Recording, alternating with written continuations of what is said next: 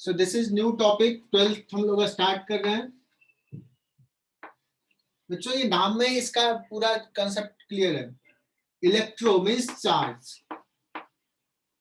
और statics means rest. तो charge जब रेस्ट में है तो क्या प्रॉपर्टी शो कर रहा है ये हमें इस चैप्टर में डिस्कस करना है। इसके बाद जो आएगा वो इलेक्ट्रोडायनामिक्स होगा, जहां पे चार्ज मोशन में है तो क्या प्रॉपर्टी शो कर रहा है। जैसे करंट इलेक्ट्रिसिटी पढ़ोगे, मैग्नेटिज्म पढ़ोगे, मैग्नेटिज्म में चार्ज मोशन में है, ईएमआई, ये सारे कॉन्सेप्ट, एसी करंट। तो अभी हम लोग पढ़ रहे हैं इलेक्ट्रोस्टैटिक्स। इसमें क्या पढ़ना है? पढ़ना जो है वो है कूलम्ब्स लॉ, मतलब दो चार्ज के बीच का इंटरेक्शन, इसको पढ़ेंगे। इसमें बहुत सारे सवाल करेंगे। यहीं के बाद हम लोग इसी कॉन्सेप्ट को आगे बढ़ाएंगे, in terms of electric field देखेंगे। इलेक्ट्रिक फील्ड क्या होता है ये देखेंगे। एंड देन हम लोग एक टर्म पढ़ेंगे इलेक्ट्रिक पोटेंशियल, बहुत इंपॉर्टेंट।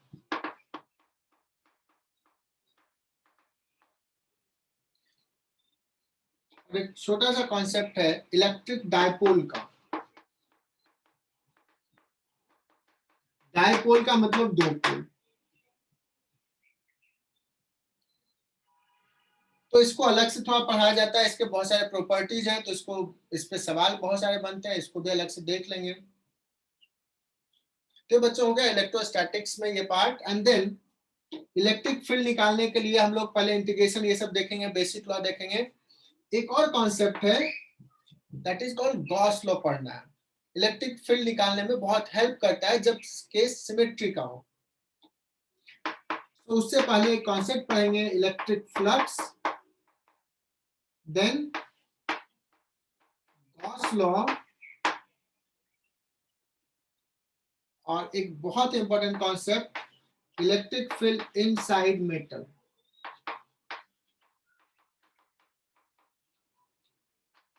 Inside conductor.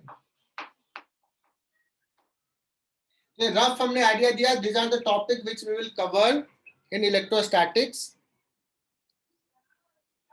और ये बहुत ज्यादा टाइम ले लूंगा, 3 से 4 लेक्चर्स में ये कंप्लीट करूंगा बच्चों। 5 लेक्चर्स, 4 में तो नहीं हो पाएगा, 5 मिनिमम, ठीक है। एचसी वर्मा में 2 चैप्टर है, पहला और दूसरा, वो हम कंप्लीट करेंगे।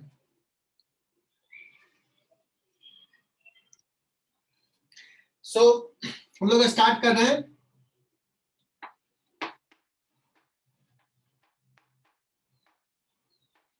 चार्ज दो टाइप का चार्ज है, पता है, बहुत क्विकली इसको रिवाइज कर लेता हूं। एक पॉजिटिव चार्ज होता है, एक नेगेटिव चार्ज होता है ना। एक टाइप के चार्ज को पॉजिटिव कर दिया गया, एक दूसरे टाइप के नेचर को निगेटिव कर दिया। तो इलेक्ट्रॉन्स के चार्ज को निगेटिव कहते हैं और प्रोटॉन के चार्ज को पॉजिटिव कहते हैं।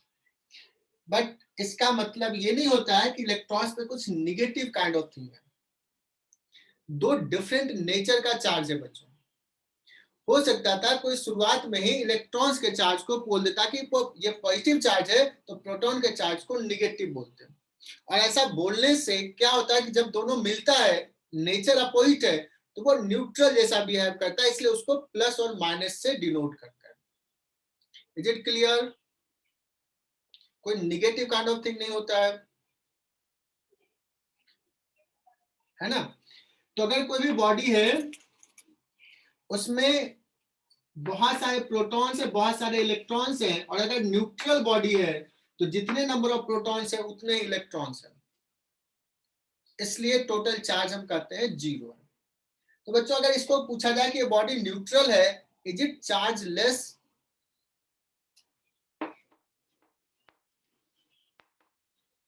तो नहीं, चार्जलेस नहीं है, चार्जलेस नहीं है, इस पे चार्ज है, लेकिन जितना पॉजिटिव चार्ज है उतना ही नेगेटिव चार्ज है, दैट्स व्हाई ये न्यूट्रल है, ठीक है। और तुम लोग पढ़े हो पहला कंजर्वेशन ऑफ चार्ज, क्या होता है कंसेप्ट? चार्ज पूरे यूनिवर्स का कांस्टेंट है। आइसोलेटेड सिस्टम का चार्ज ना तो हम क्रिएट कर सकते हैं ना डिस्ट्रॉय कर सकते हैं, तो ये लिखाने की जरूरत नहीं, तुम्हें पता है। दूसरा कॉन्सेप्ट, क्वांटाइजेशन ऑफ चार्ज।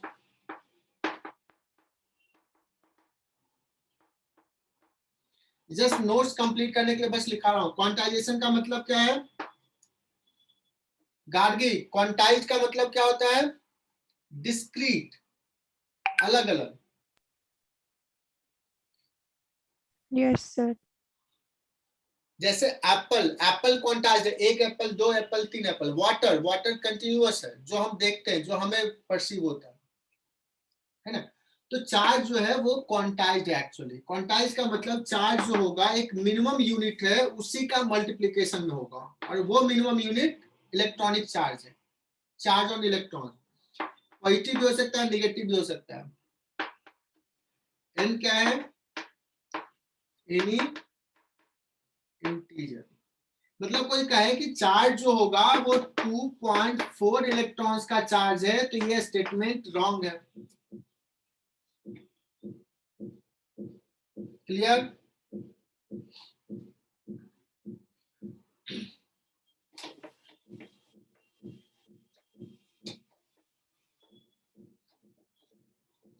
अब एचसी वर्मा में एक सवाल है बच्चों, कहें कि दो चार्ज है, अभी कूलम्ब्स लॉ बताऊंगा, दो चार्ज है वो 1 मीटर से सेपरेटेड है। पूछे दोनों के बीच में मिनिमम इलेक्ट्रोस्टैटिक फोर्स कितना लग रहा है? मिनिमम 1 मीटर दे दिया है, लेकिन चार्ज Q1 Q2 नहीं दिए, तो वो क्या कॉन्सेप्ट चेक करना चाह रहे हैं? कूलम्ब्स लॉ तो मैं जस्ट अभी डिस्कस करने वाला हूं, K Q1 Q2 by R square. R fix कर दिया, K फिक्स है, मिनिमम का मतलब Q1 Q2 मिनिमम। तो क्या करना है इसमें? क्या हो जाएगा आंसर बच्चों? E इंटू ई, चार्ज मिनिमम इलेक्ट्रॉनिक चार्ज होगा। यहां तक कंसेप्ट क्लियर? अनन्य प्रणव यस सर। कनेक्टेड हो क्या? Yes sir. हाँ सर। ठीक है, समझा अभी तक चीजें? हाँ सर। क्वांटाइजेशन ऑफ चार्ज समझा? Yes sir. ठीक। अब किसी बॉडी को चार्ज कैसे करते हैं?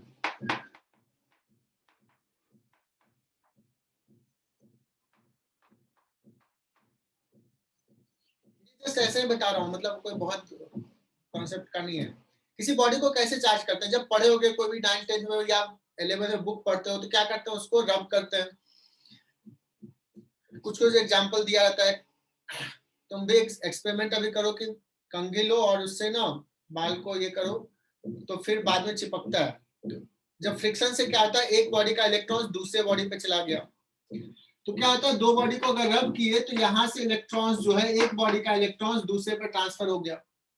अब पहले ये न्यूट्रल था बच्चों, इस पे इलेक्ट्रॉन्स एक्सेस हो गया, और इस पे इलेक्ट्रॉन्स का डिफिशियंसी है। इस पे इलेक्ट्रॉन्स का डिफिशियंसी है, इसका मतलब कहते हैं इस पे पॉजिटिव चार्ज है, प्रोटॉन्स ज्यादा हो गए, तो ये चार्ज हो गया, एक से दूसरे में ट्रांसफर हो गया चार्ज। क्लियर यहां तक? अगर हमने ऐसे रब करके किया और ये दोनों को पास में लाएंगे, तो क्या ऐसा फोर्स लगेगा?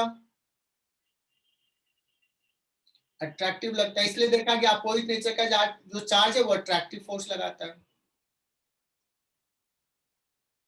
ठीक है, और ये दो बॉडी लिया, इसको इसके बीच में अट्रैक्टिव लग रहा, फिर दो बॉडी लिया और फिर अट्रैक्टिव लगा, इन दोनों के बीच में रिपल्सिव लगेगा, इन दोनों के बीच में रिपल्सिव लगेगा। सिमिलर चार्ज में रिपल्सिव फोर्स लगता है। अब अगर मैंने किसी से पूछा बच्चों कि मान लो कि दो बॉडी था और दोनों इक्वल मास का था, दोनों इक्वल मास का था, रब किया तो एक पे नेगेटिव चार्ज आ गया और एक पे पॉजिटिव चार्ज आ गया,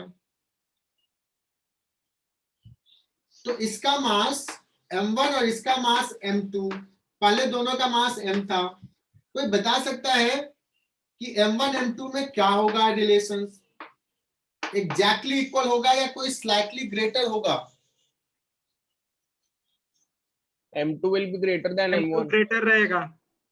M2 ग्रेटर रहेगा। बहुत बढ़िया अनन्य, अनुराग, ये और कौन बताया? योगेश। क्यों ग्रेटर रहेगा M2? इस पे Because इलेक्ट्रॉन्स आ इलेक्ट्रॉन गया, वहाँ पे ज्यादा है इलेक्ट्रॉन्स आ ना। गया, इलेक्ट्रॉन्स का कुछ मास है, यहाँ से इलेक्ट्रॉन्स चला गया, स्लाइटली इसका मास कम हो जाएगा, इसका स्लाइटली मास बढ़ जाएगा। हालांकि मेजर करना बड़ा मुश्किल होगा, बट ऐसा होगा, थ्योरेटिकली ये कहेंगे। चलो बच्चों, इसके लिए ये कॉन्सेप्ट डिस्कस किया। और कोई चार्जिंग का मेथड होता है? ये मान लो कंडक्टर है इंडक्शन। और ये, और इस पे ऑलरेडी कोई चार्ज है, इसको ना इससे जोड़ दो, ज्वाइन कर दो कंडक्टर से, टच करा दो, तो ट्रांसफर हो जाएगा चार्ज, इससे चार्ज कुछ इस पे चला जाएगा। And there is one more method that is called induction. इस पे चार्ज है, इसको टच करा दिए थे बच्चों, इलेक्ट्रिकल कांटेक्ट में लाए तो चार्ज ट्रांसफर हुआ, इसको कांटेक्ट में नहीं ला रहे हैं। ये पॉजिटिव चार्ज है और मैं आगे पढ़ाऊंगा कंडक्टर, तो ज्यादा क्लियर होगा। इसको क्या करते हैं, अर्थ कर देते हैं और इसको पास लाते हैं, तो क्या होता है कि इसके इंडक्शन के कारण जो यहाँ पे पॉजिटिव चार्ज है, तो ये पॉजिटिव चार्ज को पुश करेगा, तो पॉजिटिव चार्ज इधर से इधर चला जाएगा, इस पे कुछ नेगेटिव चार्ज डेवलप हो जाएगा, पॉजिटिव चार्ज चला जाएगा अर्थ में, तो ये नेगेटिवली चार्ज हो जाएगा, उसका फिर इसको डिस्कनेक्ट कर दो, इसको हटा लो, तो ये नेगेटिवली चार्ज हो जाएगा बच्चों। तो चार्जिंग बाय इंडक्शन ये मेथड है, ये हम लोग डिस्कस करेंगे कंडक्टर में। बच्चों ये सब फॉर्मेलिटी के लिए मैंने बता दिया। अब डायरेक्टली आता हूं जहां सिलेबस आगे बढ़ेगा। 20 मिनट हमारा टाइम ऐसे ही चला गया।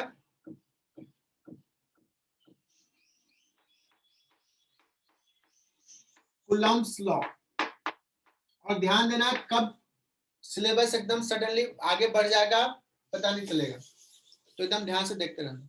कूलम्ब्स लॉ ये क्या बताता है, दो चार्ज पार्टिकल सेपरेटेड है r डिस्टेंस से, तो दोनों के बीच में इलेक्ट्रोस्टैटिक फोर्स लगेगा। वो इलेक्ट्रिक फोर्स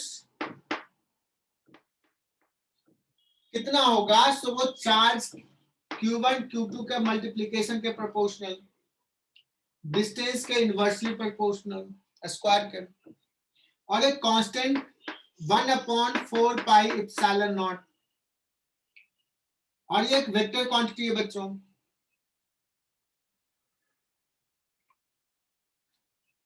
तो इलेक्ट्रोस्टैटिक फोर्स 1 कितना लगा रहा है 2 पे, तो electrostatic force on 2 due to 1, electrostatic force on 2 due to 1, ये हो जाएगा position vector of 2 due to 1 क्या, यूनिट वेक्टर। डायरेक्शन किधर होगा, इधर, अगर दोनों पॉजिटिव है, नेगेटिव है दोनों तो भी वही डायरेक्शन रहेगा। तो Q1 Q2 अपने साइन के साथ यहाँ पे जो भी साइन रहेगा वही फॉर्मूला होगा, तो दिस इज द फॉर्मूला। बच्चों ए ने लिखा हूं, कैप लिखा हूं, ये बता रहा है कि जो फोर्स है दो पॉइंट के चार्ज के बीच में, वो along line joining the two charge,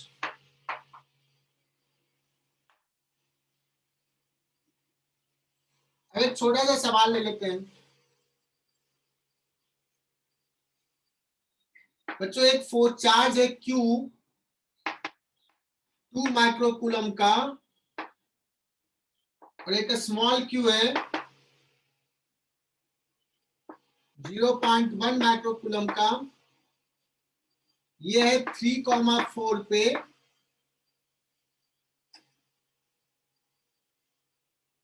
ऐसे कर लेता हूं 30 सेंटीमीटर 40 सेंटीमीटर,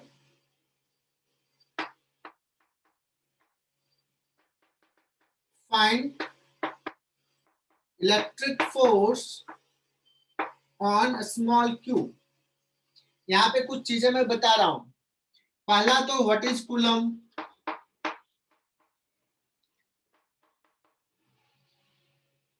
बच्चों अगर तुम्हें फास्ट लगेगा तो बताना, कूलम क्या है, SI यूनिट ऑफ चार्ज।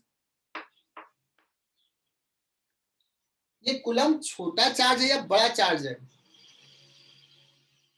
छोटा। छोटा।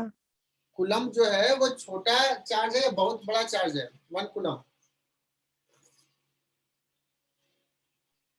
बड़ा 1 चार्ज है। कूलम बहुत बड़ा चार्ज है। 1 कूलम बहुत बड़ा चार्ज है बच्चों, बहुत बड़ा चार्ज है। इसलिए देखो मैंने यहाँ पे लिखा है कि एक बॉडी पॉइंट चार्ज जो लिया 2 माइक्रो कूलम का। तो मोस्ट ऑफ द क्वेश्चंस में जो दिया रहेगा सवाल वो माइक्रो कूलम में चार्ज रहेगा, बहुत बड़ा देगा तो मिली कूलम। मेडिकल में भले कोई टीचर सेट कर देता है, मेडिकल के क्वेश्चंस में आ भी जाता है नीट में 5 कूलम का चार्ज, 10 कूलम का चार्ज, लाएगा कहां से इतना बड़ा चार्ज? कितना फोर्स लग जाएगा? एनीवे तो बच्चों मोस्टली हम लोग जो डील करेंगे वो माइक्रो कूलम में रहेगा। और एक इलेक्ट्रॉन्स का चार्ज कौन बताएगा? पूजा राउत, 1 इलेक्ट्रॉन्स का चार्ज कितना होता है? 1.6 into 10⁻⁹. है ना? अगर मैं पूछूं कि कोई बच्चा बता सकता है क्या कि एक बॉडी पे ना 1 माइक्रो कूलम का चार्ज है, नेगेटिव चार्ज 1 माइक्रो कूलम एक बॉडी पे, इस पे कितना एक्सेस इलेक्ट्रॉन्स है? How many excess electrons are there? Can you find? Simply कह दिया एक बॉडी पे 1 by 1.6 into 10 to the power 19. सो कितने एक्सेस इलेक्ट्रॉन्स इस बॉडी में है? 1 by 1.6 into 10 to the power 19. कितना आएगा रफली बताओ? 10 to the power final 10 electrons, 20 electrons, 1000 electrons, 1 lakh electrons, 18.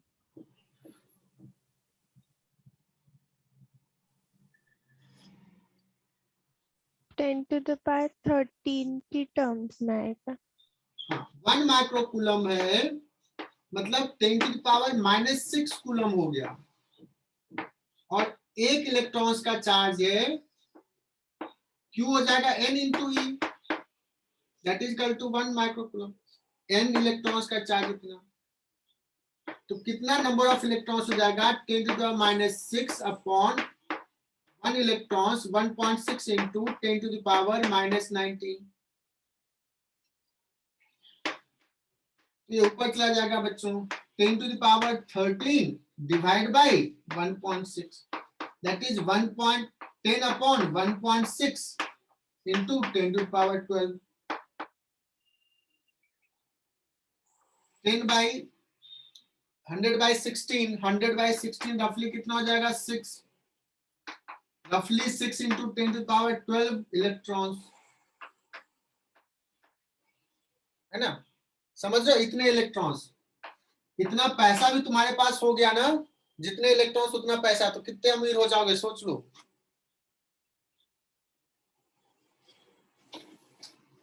चलो सवाल, ये सवाल तो किया ही नहीं।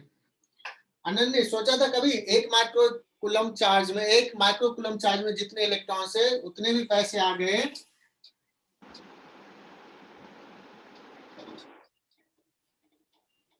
तुम लोग कुछ सोचते नहीं हो। सोचा है ना सर? होता है? हाँ। चलो विश करो ना भगवान से इतने पैसे आ जाए। चलो आगे बढ़ते हैं। अच्छा 1/4 पाई एप्सिलॉन नॉट जो लिखा था मैंने, इसका वैल्यू रफली, एप्सिलॉन नॉट का वैल्यू क्या होता है और क्या बोलते हैं इसको?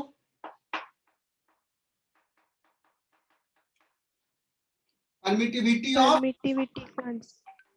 स्पेस। Free space. थोड़ा थोड़ा स्लो सब कुछ बता रहा हूँ, बाद में बहुत फास्ट चलूंगा। इसका वैल्यू कितना होता है? 8.85 इंटू 10 टू द पावर -12, और ऐसा यूनिट खुद से लिख लेना कितना होगा। अभी जो फॉर्मूला लिखा था कूलम्स लॉ उससे, और ये जब वैल्यू पुट करते हो तो ये कितना आ जाता है रफली बच्चों? 9 इंटू 10 टू द पावर 9 ऐसा यूनिट में 1/4 पाई एप्सिलॉन नॉट। तो ये सारे बच्चे याद कर लेंगे ये। अब मैं इस सवाल पे आ जाता हूं डायरेक्टली। अब ये सवाल हो सकता है जेई मेन में आ जाए, जेई मेन में ऐसे सवाल पूछ रहा है। क्यू चार्ज है, ये कैपिटल क्यू चार्ज है, कैपिटल क्यू स्मॉल क्यू पे कितना फोर्स लगाया, electric force on small Q. क्या लिखेंगे बच्चों, पहले तो मैग्नीट्यूड लिख लेते हैं।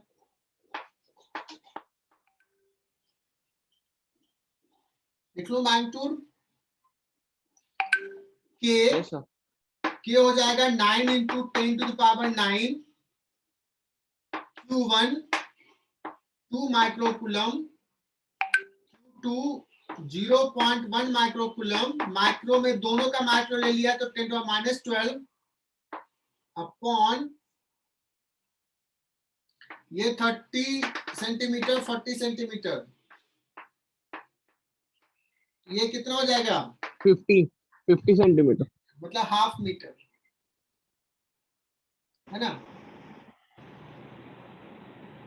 हाफ मीटर बच्चों, ध्यान देना हाफ मीटर, डायरेक्टली लिख दिया, असाइनमेंट में पुट करना। अब इसको सॉल्व कर लो,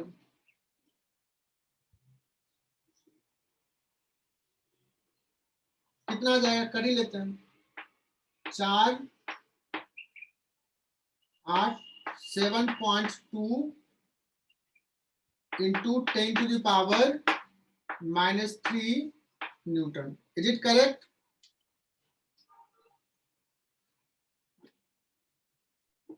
कैलकुलेशन सही किया ना बच्चों, लेकिन मैं वेक्टर में पूछ रहा हूँ, वेक्टर में 7.2 मिली न्यूटन, लेकिन डायरेक्शंस किधर होगा, आई कैप प्लस जे कैप। ये वाला डायरेक्शन होगा इधर,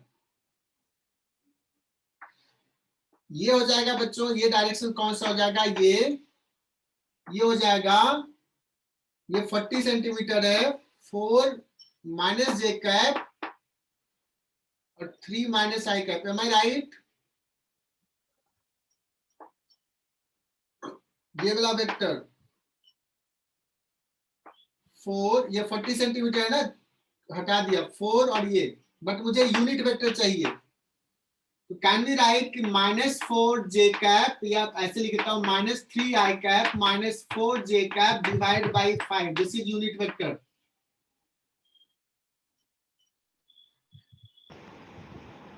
क्या ये फोर्स समझ में आया बच्चों? आजकल ऐसे पूछ रहा है जेई वाले, मेंस में पूछ रहे हैं ऐसे।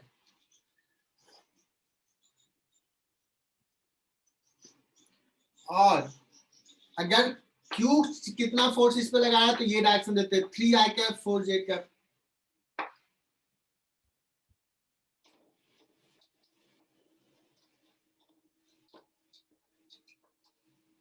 आगे बढ़ रहा हूं, छोटे छोटे सवाल हो गए, थोड़े से टफ सवाल पे आते हैं, अभी तो छोटा ही लेता हूं।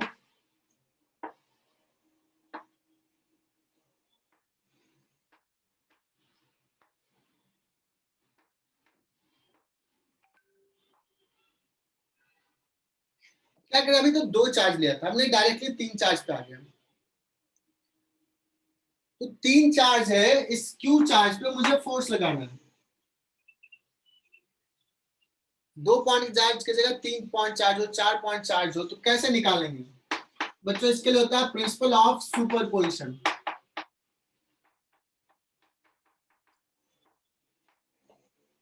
हालांकि कोई बताता नहीं है, बिना बताए हुए भी समझा देते हैं बच्चों।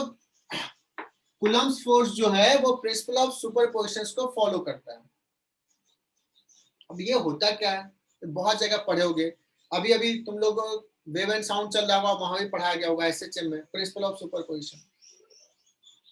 मैं आगे भी नाम लूंगा बच्चों। इट स्टेट्स दैट, मैं शॉर्ट में बताता हूं, मुझे इस क्यू चार्ज पे फोर्स निकालना है।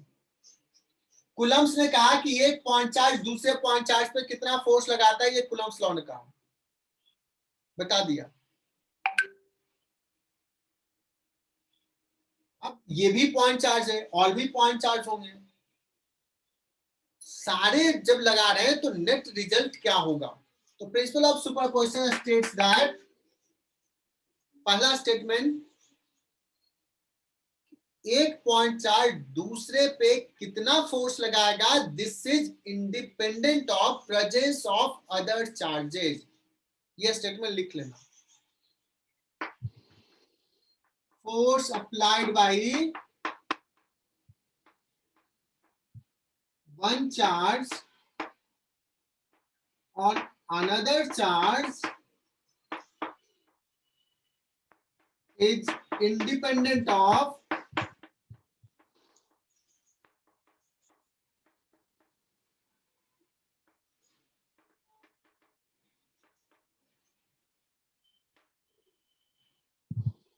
समझा क्या बात को? एक पॉइंट चार्ज ये इस पे कितना फोर्स लगाएगा ये इससे इंडिपेंडेंट है, ये होगा या नहीं होगा ये इतना ही लगाएगा। क्या ह्यूमन बीइंग, क्या हम लोग, हम तुम सब प्रिंसिपल ऑफ सुपरपोजिशन को फॉलो करते हैं? नहीं करते हैं बच्चों। तुम्हारा परफॉर्मेंस, तुम्हारी एक्टिविटी इस पे डिपेंड करती है कि तुम्हारे आसपास वाले कौन है, कैसे हैं, क्या सोच रहे हैं। बहुत सिंपल सा एग्जांपल हर क्लास में देता हूं। तुम्हें एक स्पीच देना है, अगर रूम में अकेले तुम हो, जो मन हुआ डांस करते हुए सारी चीज बोल सकते हो, बट वही अगर एक स्टेज पे जहां पे तुम्हारे ही दोस्त इनफैक्ट सामने बैठे हो तो देने में हालत खराब हो जाती है ना? तो we don't follow principle of superposition. हमारा एक्टिविटी, हमारा काम दूसरे के प्रेजेंस से अफेक्टेड होता है, बट चार्ज का नहीं होता। इस पे टाइम थोड़ा सा ले लिया। दूसरा statement, net force will be summation of, मतलब वेक्टर समेशन ऑफ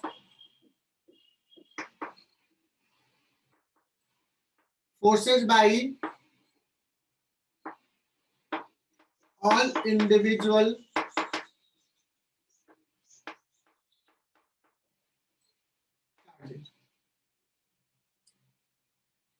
जो फोर्स है सब फोर्स को लिखा और रिजल्ट क्या हो जाएगा, सबका vector summation. This is called principal of superposition. State कर दिया 2 मिनट में। इस चीज को फॉलो करेंगे बच्चों। मिटा दो इसको। So electrostatic interaction follows principle of superposition। क्या है मैंने बता दिया। ये बिना बताए हुए भी ये समझा देता, कोई नहीं पूछता कि सर ये कैसे हो गया। ये दो चार्ज है 2q और q, इस स्मॉल q पे फोर्स निकालना है। This distance is also a। Force on, net force on q कितना होगा, तो गार्गी बताना। इसके कारण कितना हो जाएगा, k q small q upon a square, plus इसके कारण कितना हो जाएगा, k 2q into small q upon a square या 2a का होल स्क्वायर। और दोनों का डायरेक्शन सेम है, दोनों का डायरेक्शन सेम है, इसलिए क्या हो जाएगा, टोटल चार्ज, टोटल फोर्स देख लोगे, के Q by a square common 1 plus 1/2 और आई कैप में हो जाएगा।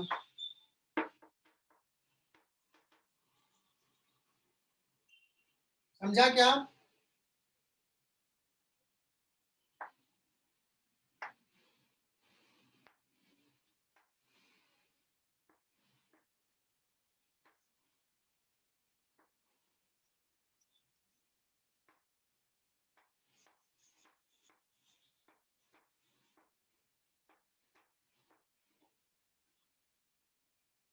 बताना योगेश सरदार, तुम बताना, स्मॉल क्यू चार्ज पे ये 2 पॉइंट चार्ज इक्वल मैग्नीट्यूड का है, इक्वल सेम नेचर का भी है। क्या नेट फोर्स 0 होगा स्मॉल क्यू पे या कुछ नेट फोर्स होगा?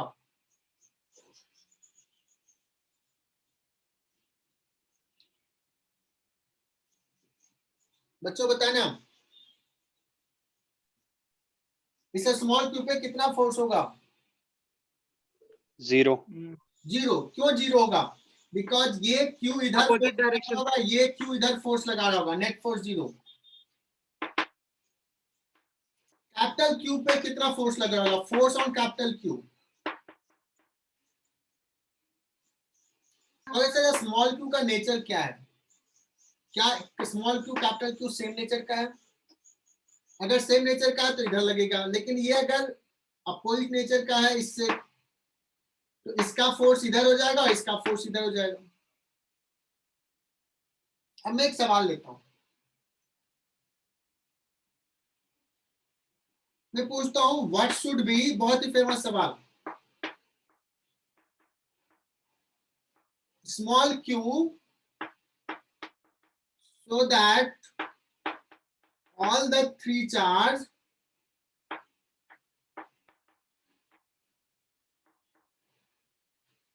remain in equilibrium। सारे बच्चे लिखेंगे what should be small q so that all the three charge remain in equilibrium, and nature क्या होना चाहिए?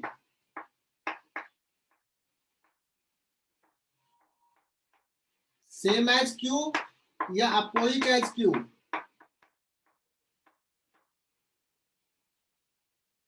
मानसी गावस्कर,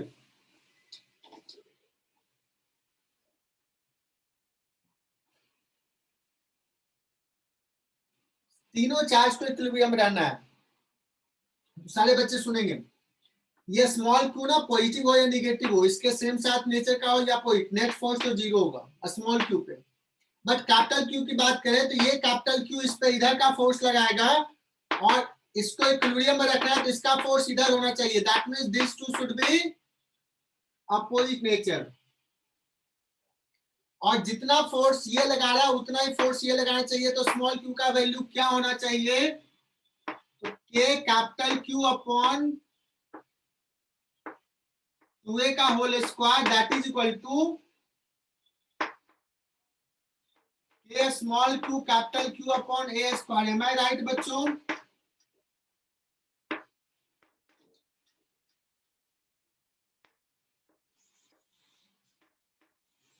अगर साइन के साथ लिखे तो माइनस।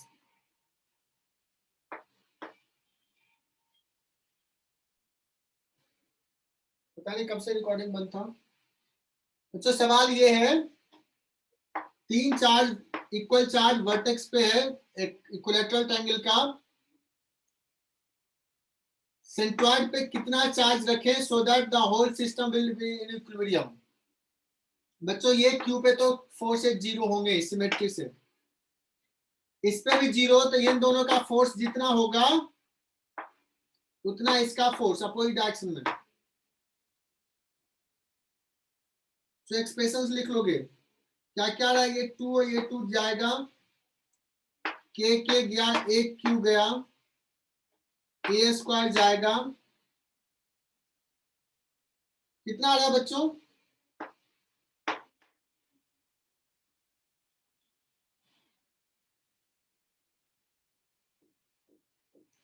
क्यू बाई रूट 3 आ रहा है क्या?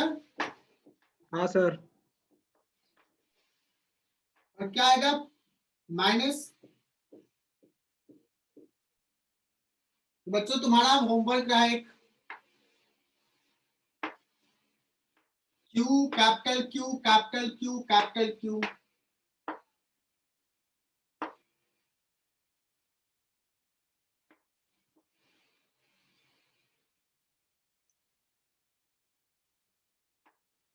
what should be q so that system remain in equilibrium? Side length a है, दिस इज होमवर्क।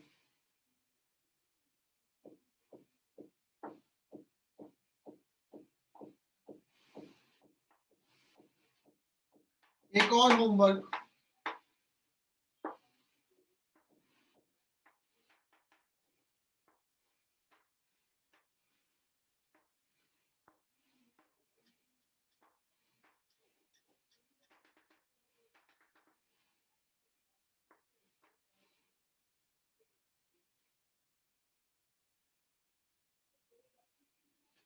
दो चार्ज पार्टिकल है, मास m, q1 q2 चार्ज है,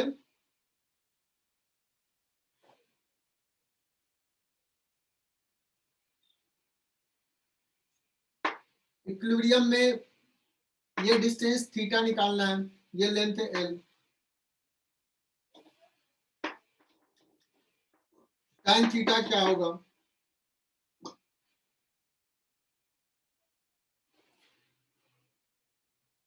तो मान लो बच्चों ये डिस्टेंस जो है ना, सपोज ए डिस्टेंस है, जो भी आएगा, सो इस पे फोर्सेस क्या क्या लगेंगे? मैंने टाइम थीटा निकालने के लिए कहा है, थीटा निकालने के लिए फोर्सेस कौन कौन सा लगेगा बच्चों? एक इलेक्ट्रोस्टैटिक फोर्स इधर, एक टेंशन का फोर्स और एक mg। Gravitational force. mg, बहुत बढ़िया। ये थीटा ले लिया तो इस टेंशन का दो कंपोनेंट t cos थीटा। अभी फॉर द टाइम बिंग मैं पहले समझा रहा हूं कि q1 q2 इक्वल ले रहा हूं, तो सिमेट्री से तुमको अगर सर थीटा सेम रहेगा, अलग में क्या होगा वो डिस्कस करूंगा। तो अभी फॉर द टाइम इक्वल ले रहा हूं, सिमेट्री ले रहा हूं, और चार्जेस अगर अलग होंगे तो सिमेट्री स्टिल मेंटेन होगा कि नहीं, वी विल डिस्कस। तो अभी t cos theta equal to क्या लिख सकते हैं? mg। t sin theta equal to क्या लिखेंगे? Electrostatic square force, upon a square। हाँ इलेक्ट्रोस्टैटिक फोर्स F ही लिख दिया। अब देखना tan थीटा डिवाइड कर दो दिस बाय दिस, तो t चला जाएगा, tan थीटा इक्वल टू क्या हो जाएगा? Electrostatic force upon mg।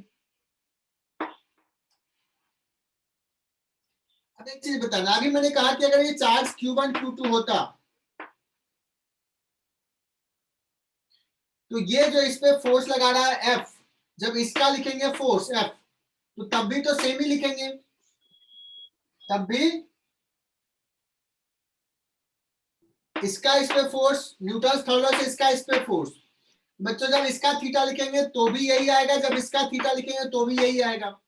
मतलब अगर ये q1 q2 भी रहेगा तो भी ये थीटा 1 थीटा 2 सेम होगा। M I right? Yes sir. Charges अगर अलग है तो भी ये थीटा सेम रहेगा। टाइम कम है इसलिए मैंने थोड़ा फास्ट बता दिया।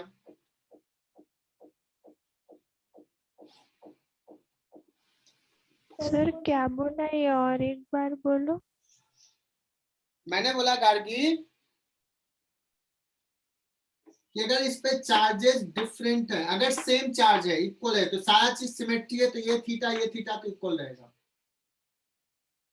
हाँ अगर चार्जेस अलग हैं बट मास सेम है, mg same, in that case tan theta जो Fe बाई mg आया, तो जब हम इसका लिख रहे हैं तो ये tan theta Fe by mg, इस पे जो इलेक्ट्रोस्टैटिक फोर्स है वही इलेक्ट्रोस्टैटिक फोर्स इस पे भी आएगा, तो इसके लिए भी वही रहेगा, मतलब थीटा तब भी सेम रहेगा। हाँ सर ठीक। आगे बढ़ते हैं बच्चों।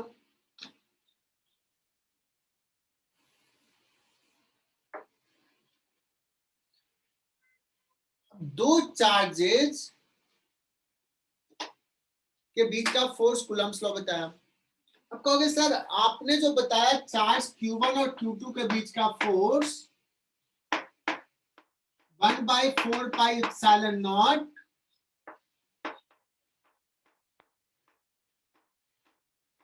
ये एप्सिलॉन नॉट क्या है?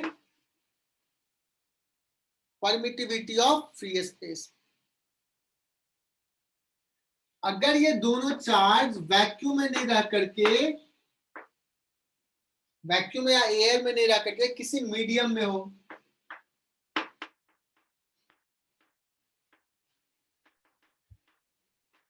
बच्चों अब ये कॉन्सेप्ट बता रहा हूं जो बड़ा कॉन्ट्राडिक्टरी होगा, खासकर 2020 का जब जेई हुआ उसके बाद से मैं बहुत क्लियरली पढ़ाता हूं।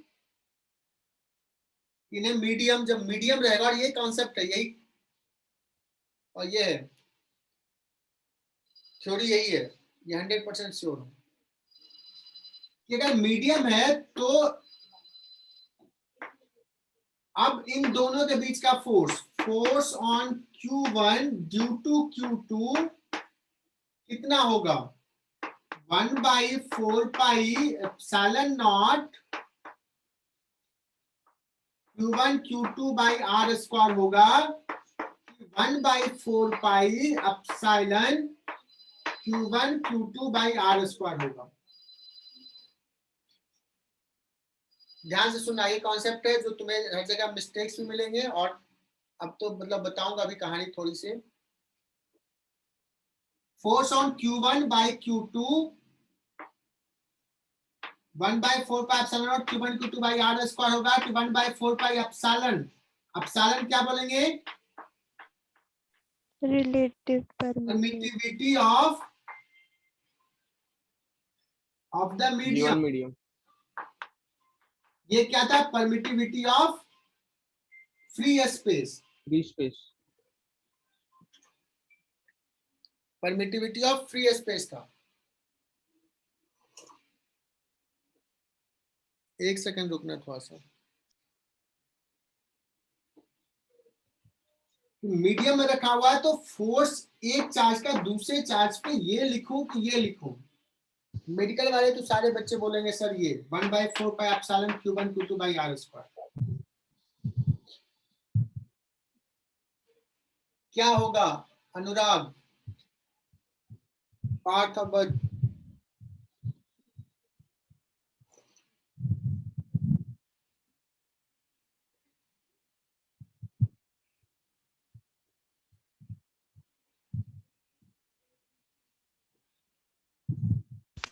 यार second कुछ तो वाला बोलो, कुछ तो इंटरेक्ट करो यार।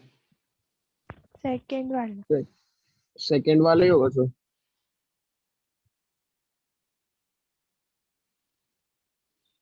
बच्चों फर्स्ट वाला ही होगा, दिस इज द करेक्ट।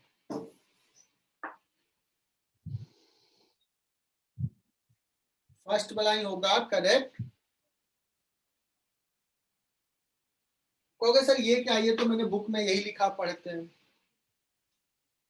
ये क्या है? This is force on Q1, net force on Q1।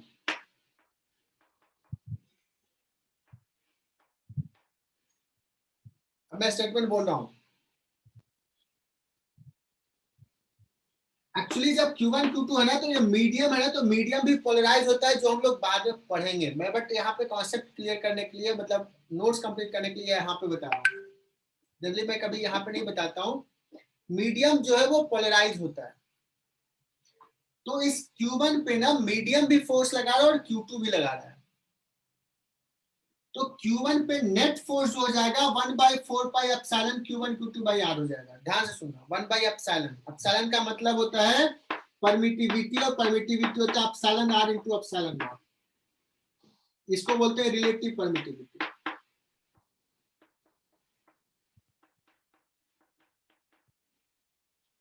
लेकिन Q1 अभी Q2 पे अभी भी उतना ही फोर्स लगा रहा है। मैंने ये चीज बताया था, principal of superposition. Q1 Q2 पे कितना फोर्स लगाएगा, this is independent of presence of anything. तो मीडियम है, मीडियम नहीं है, force should be this is the concept. But ये कॉन्सेप्ट को इस बार जेई 2020 में ऐसा ही सवाल था, और मैं क्लियरली ये पढ़ाता हूँ। मेरी बहुत अच्छी एक बच्ची थी पारुल सिंह, उसने इसको लिखा था, यही कॉन्सेप्ट पे एक सवाल आ गया था। More than one options correct थे, बहुत सारे ऑप्शंस थे, इसमें एक ऑप्शन यही कॉन्सेप्ट था और उसने सही लिखा था। बस अनफॉर्चुनेटली उसको नेगेटिव मार्क मिला। उसने चैलेंज भी किया बट शायद आईआईटी ने नहीं माना। और मैक्सिमम अच्छे बच्चे, हर कोचिंग वाले भी जनरली ये जो पता है, तो वो आंसर चेंज नहीं किया, बट सही लिख करके वो उसको नेगेटिव मार्क आया, 5 मार्क्स का उसको घाटा हो गया। उसके कारण उसका रैंक बहुत पीछे हो गया। अब इसमें मुझे नहीं पता मुझे क्या करना चाहिए, बट पढ़ाना जो कॉन्सेप्ट है वही पढ़ाऊंगा, सही कॉन्सेप्ट। सर फिर हमने क्या करना चाहिए पेपर में?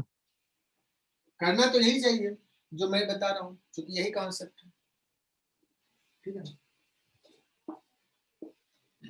आईटी ने पहला आंसर दिया, फिर चैलेंज भी करवाया था मैंने उससे, उसको प्रूफ भी भेजा था, बट आईटी ने फाइनल आंसर में भी चेंज नहीं किया। ऑल्दो रेजोनेंस ने भी शुरुआत में दिया था कि इसका आंसर ये होगा, उसने भी कहा, बाकी सूट भी कहा, लेकिन आईटी ने नहीं माना। मतलब कुछ रेस्पॉन्ड नहीं दिया बट आंसर्स चेंज नहीं किया। बहुत सारे लोग ने ध्यान भी नहीं दिया, क्योंकि मल्टीपल आंसर करेक्ट थे, और भी कॉन्सेप्ट उसमें थे इन्वॉल्व, एक कॉन्सेप्ट ये भी था। चलो आगे बढ़ते हैं बच्चों। हमने इलेक्ट्रिक फील्ड का कॉन्सेप्ट तो सॉरी इलेक्ट्रोस्टैटिक फोर्स हमने लिखा, सवाल करेंगे।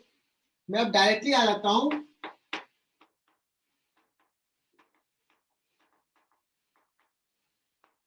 ऑल्दो फोर्स में मैं बहुत सारे सवाल कराता हूं बट फोर्स पे अभी नहीं कराऊं, सब चीज फील्ड में कराऊंगा, ठीक है। तो फील्ड पे ज्यादा कॉन्सेप्ट हम लोग ये करेंगे, फोर्स भी वैसा ही होगा। तो इलेक्ट्रिक फील्ड का कॉन्सेप्ट क्या है इसको सुन लो, 5 मिनट का थ्योरी। जो एक चार्ज दूसरे चार्ज पे जो फोर्स लगा रहा है उसको इंटरेक्शन कहेंगे।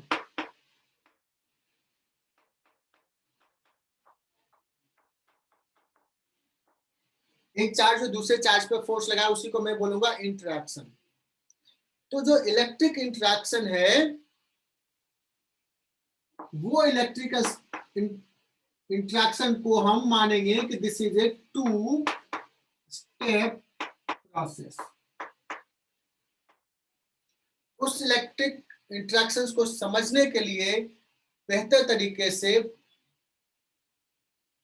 सिस्टमैटिक वे में समझने के लिए हम उसको मानते हैं कि this is a 2 step process, और शायद ऐसा ही है।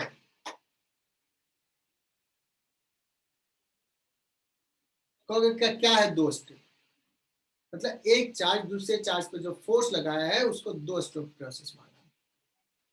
पहला स्टेप है कि कोई भी चार्ज अपने प्रेजेंस के कारण सराउंडिंग में कुछ चेंज लाता है, सराउंडिंग के प्रॉपर्टीज को मॉडिफाई कर देता है। उस मॉडिफिकेशंस को, उस चेंज को हम बोलते हैं कि चार्ज ने अपने सराउंडिंग में फील्ड क्रिएट किया है। क्या किया? क्रिएट, फील्ड क्रिएट किया है अपने प्रेजेंस के कारण। जैसे एग्जांपल देता हूं, अभी गर्मी है बच्चों,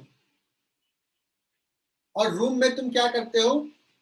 एसी चलाते हो। अगर ठंडे का मौसम होता तो मैं हीटर का एग्जांपल देता हूं, अभी तो एसी का दे रहा हूं। एसी चलाते हो तो एसी जो चल रहा है रन, तो एसी के कारण रूम में एक टेम्परेचर का फील्ड क्रिएट हुआ है। एकदम एसी के बगल में हो तो थोड़ा ज्यादा ठंडा लगेगा, थोड़ा दूर हो तो थोड़ा कम ठंडा लगेगा। वैसे एग्जांपल देता हूं मैं, जनरली सर्दियों में हीटर का, रूम में हीटर जलाते हैं तो वो हीटर अपने प्रेजेंस के कारण सराउंडिंग में कुछ चेंज क्रिएट किया है, उसी को कहेंगे मॉडिफाई किया, टेम्परेचर फील्ड क्रिएट किया है कि नहीं? तो वैसे ही यस सर। वैसे ही समझना कि ये जो चार्ज है ना, ये जैसे ही आया तो सराउंडिंग के प्रॉपर्टीज को मॉडिफाई कर, इसने एक फील्ड क्रिएट किया। तो यहां भी एक फील्ड क्रिएट किया, यहां भी एक फील्ड क्रिएट किया, यहां भी किया, यहां भी किया, हर पॉइंट पे, सराउंडिंग के एवरी पॉइंट पे। अब अगर यहां पे कोई चार्ज है इस फील्ड में, तो इस पे इसका फील्ड जो है ये चार्ज क्यूब से इंटरेक्ट करेगा। ये डायरेक्टली नहीं करेगा, क्या करेगा? इसका फील्ड, ये जो फील्ड क्रिएट किया वो फील्ड इस क्यू चार्ज से इंटरेक्ट करेगा, फील्ड फोर्स लगाएगा और इस पे फोर्स लगेगा। जैसे अगर रूम में हीटर जला दिए और तुम हीटर के पास जाके हाथ रखो, तुम गर्मी महसूस होगा, दूर जाके रखो तो अलग गर्मी महसूस होगा, अलग टेम्परेचर फील करोगे। तो जब तुम पास में जाके हाथ रखे तो फील किए, बट तुम हाथ वहां रखो ना रखो, वहां पे टेम्परेचर तो है। वैसे ही ये चार्ज यहाँ पे हो या ना हो, इसके कारण यहाँ पे फील्ड है, यहाँ भी फील्ड है, यहाँ भी फील्ड है। तो ये हर जगह फील्ड क्रिएट किया है, और उसके फील्ड में किसी पॉइंट पर अगर कोई चार्ज है तो यहाँ का फील्ड इस चार्ज से इंटरेक्ट करेगा। यहाँ पे रखा हुआ तो यहाँ का फील्ड इस चार्ज से इंटरेक्ट करेगा। तो मैंने क्या कहा बच्चों, 2 स्टेप प्रोसेस में जब भी इस टाइप का इंटरेक्शन है, इसको बोलते हैं बच्चों 2 चार्ज के बीच में interaction, action at A distance.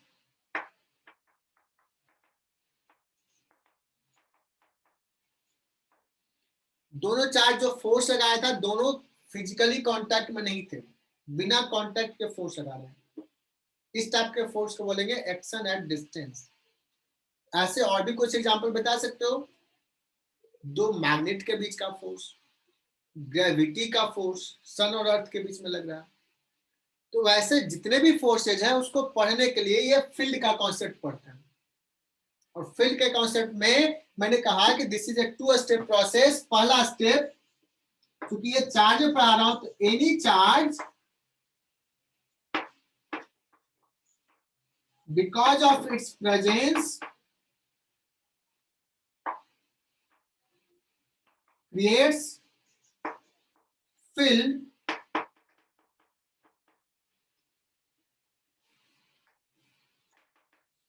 in its surrounding at every point.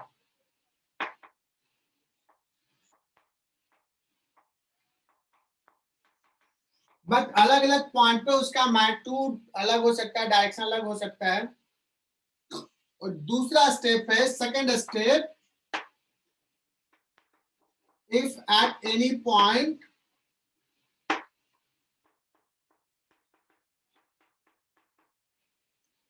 there is a charge,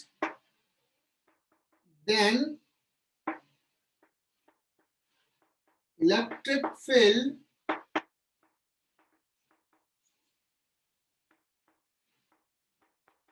at that point interact with the charge.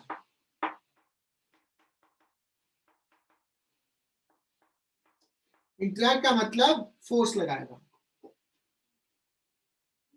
बच्चों यहां तक समझ में आया तो यस बोलो। बच्चों ये बहुत इंपॉर्टेंट है, आगे बहुत इलेक्ट्रोस्टैट्स टफ होगा, तो एकदम ध्यान से सुनते जाना। इलेक्ट्रिक फील्ड के कॉन्सेप्ट में कहा दिस इज 2 स्टेप प्रोसेस। पहला स्टेप क्या है, इलेक्ट्रिक फील्ड जनरेट करेगा सराउंडिंग में, और किसी पॉइंट पे अगर कोई चार्ज है तो उस पॉइंट का इलेक्ट्रिक फील्ड उस पर फोर्स लगाएगा। मतलब ये क्यू चार्ज सराउंडिंग के हर पॉइंट पे फील्ड जनरेट किया है। अब मान लो यहाँ पे कोई चार्ज रखेंगे तो यहाँ का फील्ड इससे इंटरेक्ट करेगा। ये यहाँ नहीं है तो भी यहाँ फील्ड तो है। अब कहोगे सर आप फील्ड फील्ड बोल रहे हो, लेकिन ये है क्या field, how it is defined?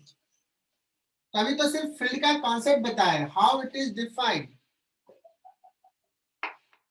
Definition of field.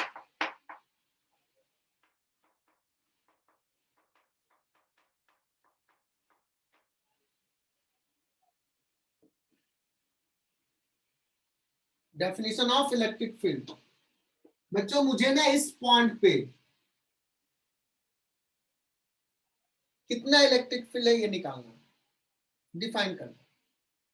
किसके कारण इलेक्ट्रिक फील्ड है? कोई भी सराउंडिंग में चार्ज होगा, कोई सिस्टम होगा। तो यहाँ पे मुझे इलेक्ट्रिक फील्ड मेजर करना है। क्या करते हैं, यहाँ पे टेस्ट चार्ज लाते हैं।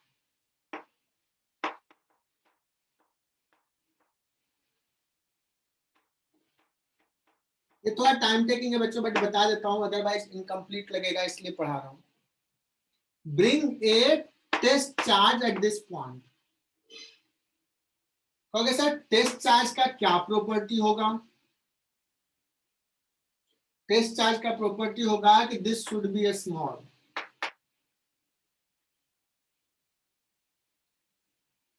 और दूसरा क्या होता है, test charge should be positive.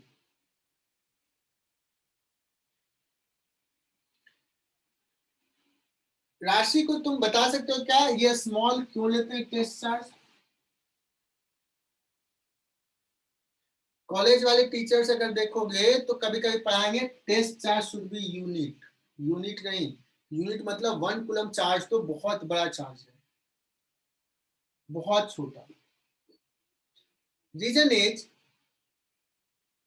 कि अगर हम यहाँ पे बड़ा चार्ज लाएंगे बच्चों, तो जिसके कारण इलेक्ट्रिक फील्ड यहाँ पे क्रिएट हो रहा है वो डिस्टर्ब हो जाएगा, उस पर ये फोर्स लगा के उसको चेंज कर देगा कॉन्फ़िगरेशंस को, तो हमें सही इलेक्ट्रिक फील्ड नहीं निकलेगा जो है।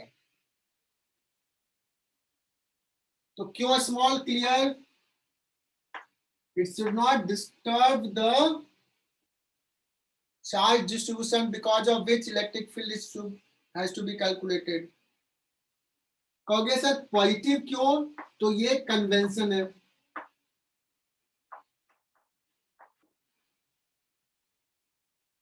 यही कन्वेंशन लेते हैं। तो कहोगे सर ठीक है, ब्रिंग एक टेस्ट चार्ज ब्रिंग ले आया, अब इस पे कुछ एक्सपीरियंस किया होगा इसने फोर्स F, तो इसने टेस्ट चार्ज ने F फोर्स एक्सपीरियंस किया है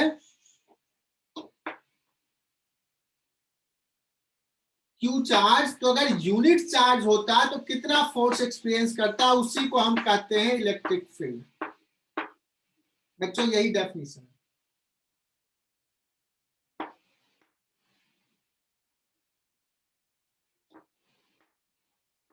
तो डायरेक्शन ऑफ इलेक्ट्रिक फील्ड किधर हो जाएगा बच्चों, direction of electric field will be direction of force on test charge, that is positive charge। अब ध्यान सुना, ये हो गया definition of electric field, but यहां से हम ये भी बोल सकते हैं F is equal to Q into E। सारे बच्चे ध्यान से सुनना, अगर किसी पॉइंट पे इलेक्ट्रिक फील्ड E है और कोई चार्ज Q लाया तो फोर्स हो जाएगा Q into E। This is the formula. यहाँ पे Q पॉजिटिव हो सकता है, नेगेटिव हो सकता है। अगर पॉजिटिव है तो फोर्स जो होगा इलेक्ट्रिक फील्ड के डायरेक्शन में होगा, नेगेटिव होगा तो इलेक्ट्रिक फील्ड का अपोजिट होगा। Am I right बच्चों? तो दिस इज द डेफिनेशन और we can use this in this way also. अब धीरे धीरे सिलेबस थोड़ा सा फास्ट भागेगा, अभी तक स्लो चल रहा था, थोड़ा फास्ट चल रहा है तब भी। ये लिख लो,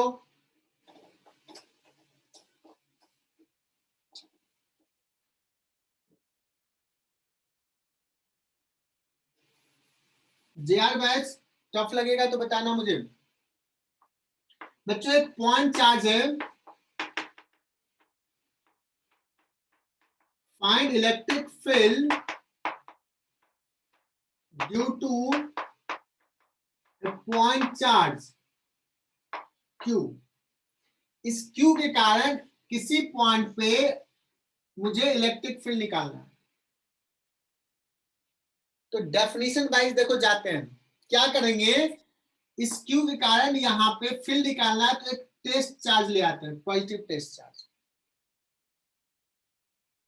और for the time being suppose ये भी पॉजिटिव है, यहां तो हमेशा टेस्ट चार्ज पॉजिटिव लाएंगे। अब ये पॉजिटिव तो फोर्स इधर लग जाएगा। कूलम्ब्स लॉ से फोर्स कितना हो जाएगा बच्चों, K Q small q upon R square R cap. R cap क्या है, इस डायरेक्शन का यूनिट वेक्टर आउटवर्ड। मैं पूछूंगा what is the electric field, कहोगे sir F upon test charge K Q upon R square R cap. बच्चों यहाँ पे लग रहा होगा कि सर क्या पढ़ा रहे हैं, बहुत छोटा सा चीज पढ़ा रहे हैं, ये तो आता ही है, बट इसी में कॉन्सेप्ट इन्वॉल्व है। समझना, अभी हमने क्या डिराइव कर लिया कि एक पॉइंट चार्ज के कारण r डिस्टेंस पे फील्ड कितना होगा, KQ बाई R स्क्वायर। अब समझो, किसी पॉइंट पे अगर मुझे फील्ड पता है, तो अगर कोई चार्ज यहां पर रहेगा तो force is equal to Q into E बोल देंगे। तो अब हर बार हम फोर्स नहीं निकाल करके अब अभी से मैक्सिमम जगह पे क्या करेंगे, हम फील्ड के टर्म में सारा चीज देखेंगे, क्योंकि अगर मुझे फील्ड पता है तो फोर्स निकालना तो बाएं हाथ का खेल होगा, पक्का ना? तो सारा चीज अब के बाद हमारा फोर्स के जगह पे फील्ड के टर्म में डिस्कशन रहेगा। स्वयं प्रकाश क्लियर? Yes, sir.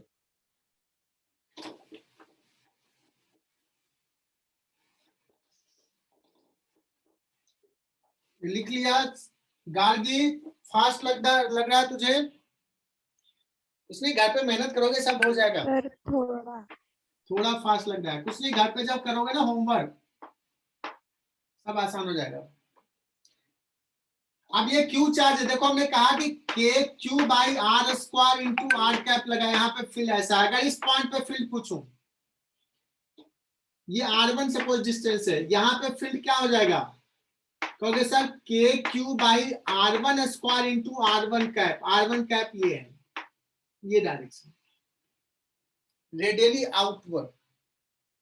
तो सर अगर माइनस क्यू चार्ज रहेगा तो रेडियली इनवर्ड। पॉजिटिव चार्ज है तो रेडियली आउटवर्ड फील्ड होगा। नेगेटिव चार्ज होगा तो कहोगे सर यहां से ना फिर से एक चार्ज ले आते हैं, टेस्ट चार्ज। ध्यान से सुनना, टेस्ट चार्ज। ये इस पे किधर फोर्स लगाएगा? इधर, इसलिए फील्ड किधर हो जाएगा? इधर। वैल्यू क्या हो जाएगा? के क्यू बाई आर स्क्वायर। और इस डायरेक्शन को माइनस आर का वेक्टर लिख लेते हैं। अब ध्यान से सुनना एक चीज, मैंने फील्ड क्या लिखा है? K Q by r square minus r cap. मतलब मैंने पहले मैग्नीट्यूड लिखा और फिर डायरेक्शन लिखा। जब मैग्नीट्यूड लिख रहा हूं तो ये चार्ज का मैग्नीट्यूड दे रहा हूं। बच्चों दो बार नई वैल्यू पुट करना, कुछ बच्चे गलती करते हैं, यहां भी क्यू की जगह माइनस क्यू और यहां भी डायरेक्शन लिख देते हैं। तो first right magnitude and show the direction. ये गलतियां मेडिकल वाले ज्यादा करते हैं। बच्चों अब आगे बढ़ते हैं। अब देखो हम लोग ना अभी तक ऐसे चल रहे थे, अब पटरी पे आ गया, अब ट्रैक पे आ गया, और अब से गाड़ी थोड़ी स्पीड में आगे, थोड़ा सिस्टमेटिक वे में चलेगा आगे, जब जहां से क्वेश्चंस बनना शुरू हो जाएंगे। बच्चों मुझे निकालना एक पॉइंट चार्ज यहाँ है, एक पॉइंट चार्ज यहाँ है, और दोनों के बीच का डिस्टेंस है 2a। मुझे निकालना है इस दोनों चार्ज के कारण फील्ड यहां से डिस्टेंस x पे। What is the field? Plus Q या प्लस क्यू माइनस क्यू देते हैं।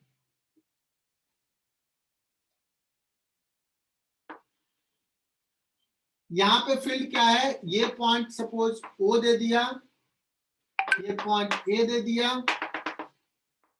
और ये पॉइंट B दे दिया। B भी x डिस्टेंस पे है। Electric field eight O, electric field eight A, electric field eight B, ये निकालना है बच्चों।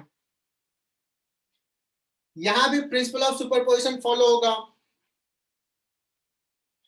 और ये डायरेक्शंस को आई कैप लेना और ये डायरेक्शंस को जे कैप लेना, उसके टर्म में बताना है।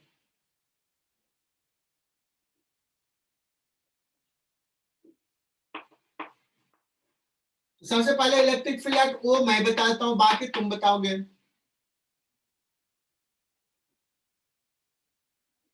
O पॉइंट पे देखो, इसके कारण किधर होगा? इसके कारण प्लस क्यू है, देखो रेडियली आउटवर्ड, के Q by a square I cap. और इसके कारण पहले मैग्नीट्यूड लिखो, नेगेटिव चार्ज उससे मतलब नहीं, इसके कारण मैग्नीट्यूड कितना हो जाएगा? के क्यू, नेगेटिव चार्ज है बट के Q by a square. Direction किधर होगा इसके कारण? Minus I cap, minus I cap या आई कैप? आई कैप सॉरी, आई कैप। समझा? तो क्या हो जाएगा टोटल फील्ड इस पॉइंट पे, वो पॉइंट पे बच्चों, क्यू बाई ए स्क्वायर, ये भी सेम, तो 2 K Q by a square I cap. Am I right?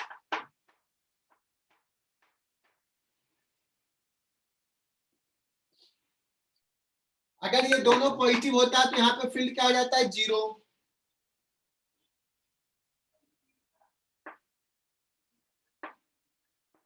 अब मैंने पूछ दिया electric field at point A, okay sir, electric field at point A हो जाएगा electric field due to the positive charge plus electric field due to the negative charge. मैंने ये symbol दे दिया। Electric field due to the positive charge क्या लिखे बच्चों, K Q upon A plus X का whole square. Am I right? Yes, sir. Direction I cap plus Puja Raut बताएगी। नहीं सर, सर x माइनस ए आएगा ना? इसके कारण प्लस क्यू ये है, this is plus Q A हाँ, पॉइंट एक्स प्लस ए। इसके कारण कितना हो जाएगा, के X minus A। K Q upon X minus A, और इसके कारण इधर हो जाएगा minus I cap. This is equal to क्या हो जाएगा बच्चों, K Q by K Q common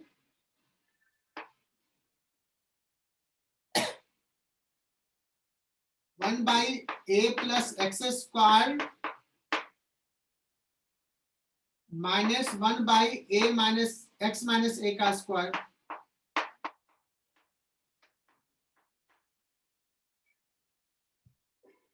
अब इसको सॉल्व कर लोगे, के क्यू अपॉन, इसको सॉल्व कर लो, a square x square minus a square आ जाएगा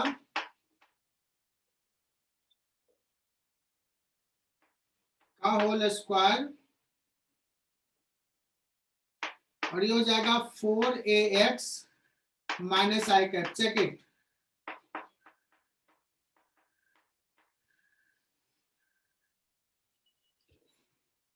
जो बच्चे पहले से पढ़े इलेक्ट्रोस्टैट, कुछ दिमाग में आ रहा है कि इलेक्ट्रिक डायपोल बन रहा है ये?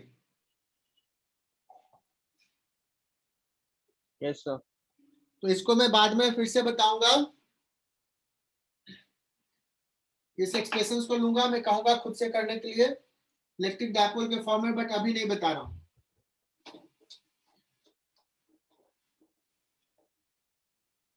यहाँ पे अप्रोक्सीमेशन कराऊंगा, when a is much smaller than x, a को नेग्लेक्ट कर देंगे तो क्या होगा, ये सारी चीज डिस्कस करेंगे।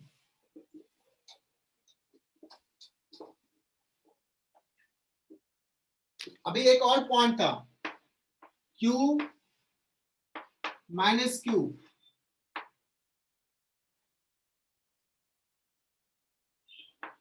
बच्चों इस पॉइंट पे इलेक्ट्रिक फील्ड निकालना है, तो ये q के कारण इलेक्ट्रिक फील्ड इधर हो जाएगा, इस माइनस क्यू के कारण इलेक्ट्रिक फील्ड इधर हो जाएगा। ये सिमेट्री है, ये डिस्टेंस पे है। लेट्स कि this angle is theta, so this is theta, this is theta, so this is theta. So electric field at point B कितना होगा बच्चों, तुम बता सकते हो क्या?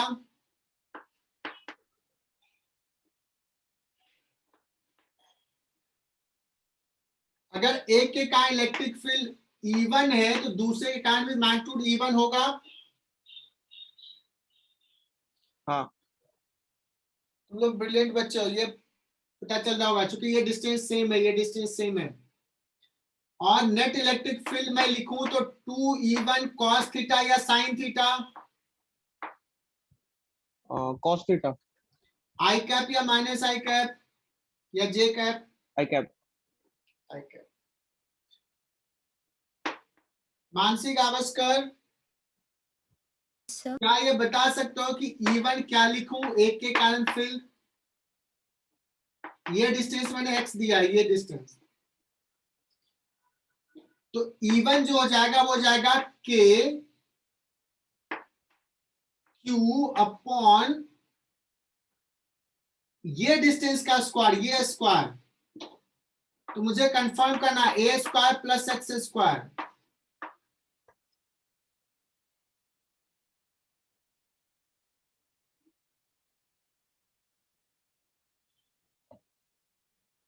सही लिखा? हाँ sir. Into cos theta, cos theta क्या लिखूं? A upon cos theta, A upon this,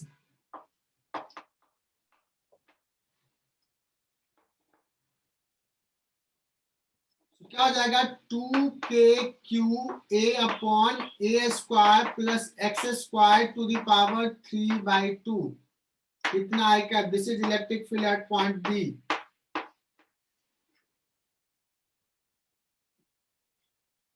और कोई मुझे बताएगा कि अगर ये दोनों पॉजिटिव चार्ज होता और यहां से ये डिस्टेंस को भी y ले लेता हूं, x की जगह y ले लिया y एक्सिस पे, तो इस पॉइंट पे इलेक्ट्रिक फील्ड कोई बता सकता है क्या? सर उतना ही रहेगा, 2 सिर्फ डायरेक्शन E1 चेंज sin रहेगा। theta। क्या बात है, बहुत बढ़िया, बहुत अच्छा, आवाज में तेज था, बहुत बढ़िया। ये थीटा, तो ये थीटा था और उसने कहा से 2E1 sin थीटा हो जाता नेट इलेक्ट्रिक फील्ड। 2E1 क्या हो जाएगा? Q अपॉन ए स्क्वायर प्लस एक्स स्क्वायर, देखो साथ साथ लिखो, और साइन थीटा, साइन थीटा क्या हो जाएगा? y अपॉन, अच्छा ये x की जगह पे y,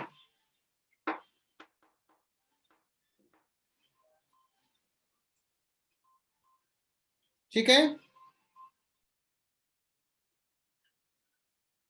सो ये एक्सप्रेशन समझ में आया क्या? E is equal to 2kq upon A square plus Y square to the power 3/2 into Y.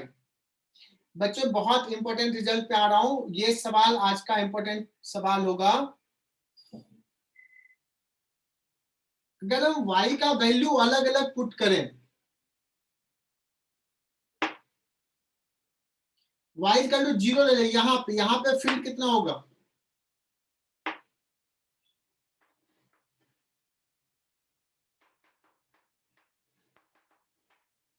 y equal to 0, क्या बताओगे? E इक्वल टू 0 होगा?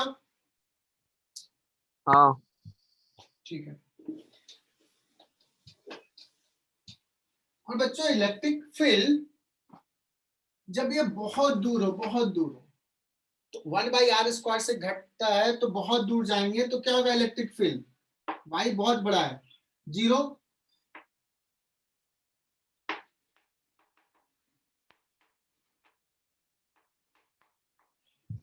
y लार्ज हो, इनफाइनाइट हो, तो भी इलेक्ट्रिक फील्ड 0। तो पता है ना, एक पॉइंट चार्ज है, इसके कारण इलेक्ट्रिक फील्ड कैसे हो रहा? घट रहा, बहुत फास्ट रेट से घटता है।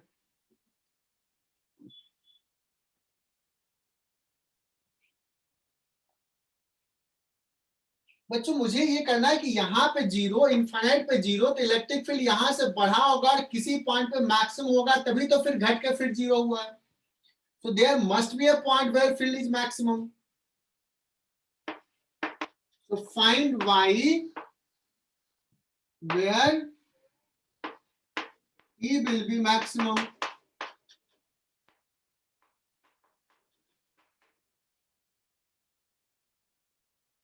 समझ में आया बात?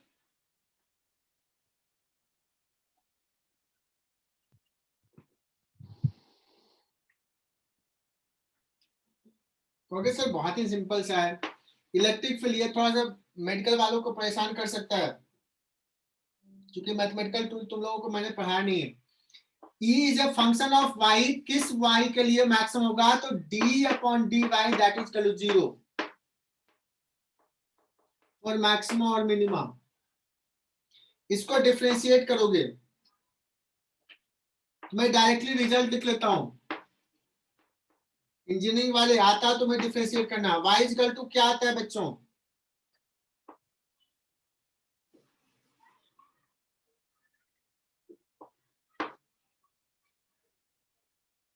डिफरेंशिएट करूं या डायरेक्टली रिजल्ट लिख लूं?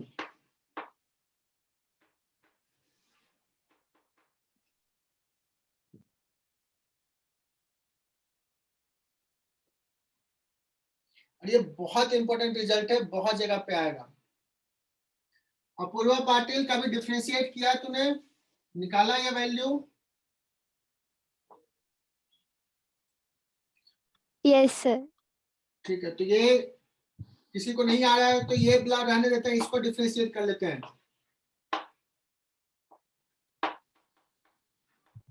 और ये रिजल्ट याद ही रख लेना। सॉरी,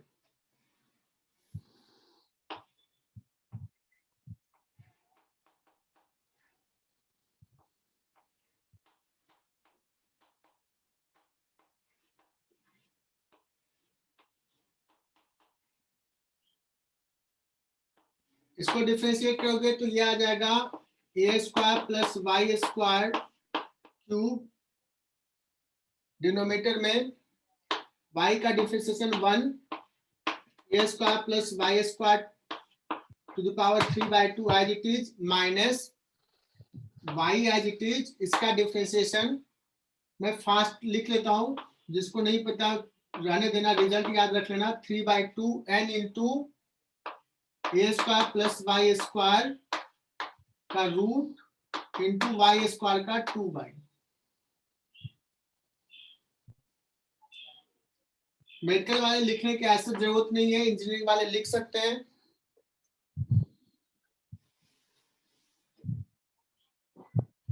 ये 2 चला गया, a square plus Y square का रूट कॉमन ले लोगे तो यहां बचेगा a square plus Y square, और यहां पे बचेगा माइनस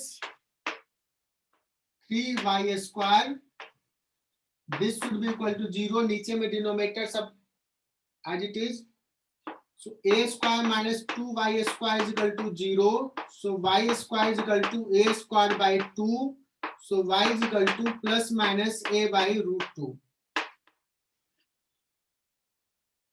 बच्चों ये बहुत ही इंपॉर्टेंट रिजल्ट है कि 2 पॉइंट चार्ज है, इसके बाइसेक्टर पे फील्ड मैक्सिमम सेंटर से ये डिस्टेंस अगर a है तो a बाई रूट 2 पे मैक्सिमम होगा। ये आज का सबसे इंपॉर्टेंट रिजल्ट। जेई मेन वाले तो एकदम ध्यान से देख ले, जेई मेन में एज इट इज आ सकता है, आजकल ट्रिकी सवाल, फेमस सवाल पूछता है। मेडिकल वाले एकदम से याद कर लेना ये रिजल्ट।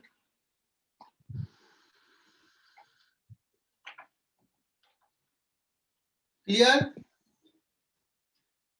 लेकिन Yes, सवाल अगर हमने ऐसा दिया, कोई दे देगा क्यू चार्ज है और क्यू चार्ज है, 2 पॉइंट चार्ज है, पूछेगा यहां से दोनों के बीच का डिस्टेंस है सपोज r, तो यहां से कितने डिस्टेंस पे मैक्सिमम होगा? तो r दिया तो कुछ बच्चे ना r/2 रूट 2 देते हैं, बिकॉज सर ने पढ़ाया है। बच्चों ये डिस्टेंस a था तो a बाई रूट 2 है, तो दिस डिस्टेंस बाय रूट 2, तो y e will be maximum at y is equal to r/2 root 2। r/2 root 2। तो ये ध्यान देना, एक गलती मत करना, ऐसी गलतियां होती है। कहानी यही खत्म नहीं हो रही है, यहाँ पे एक और चीज बता रहा हूं, तुम लोगों ने एसएचएम भी पढ़ लिया है। अभी यहां से y डिस्टेंस पे हमने अभी फील्ड लिखा, फिर से लिख लेता हूं।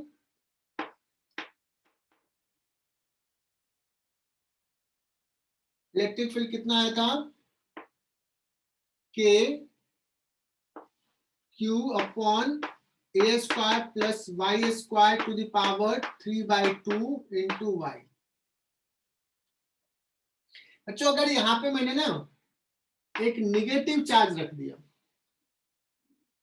क्या कर दिया? निगेटिव चार्ज रख दिया, तो फोर्स कितना हो जाएगा?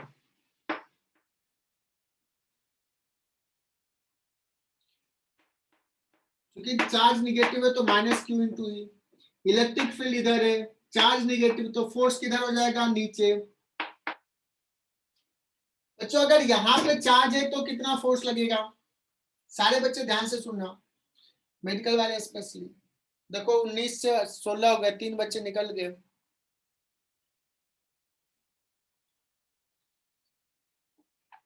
यहाँ पे है निगेटिव चार्ज है तो फोर्स कितना है बच्चों 0।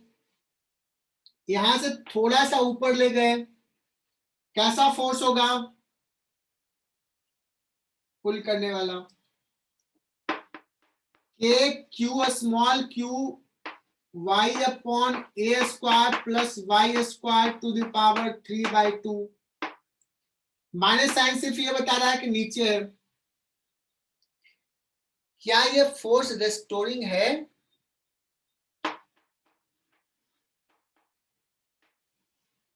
अगर ये चार्ज को फिक्स कर दिया है, ये चार्ज भी फिक्स्ड है,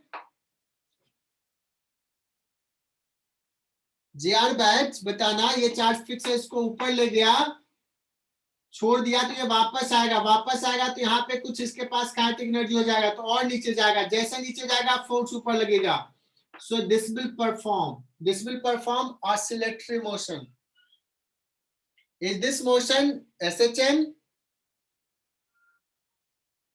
Is the motion SHM? Yes, sir. No. Yes, sir. No. So it depends on medium. No. ये SHM So- नहीं होगा,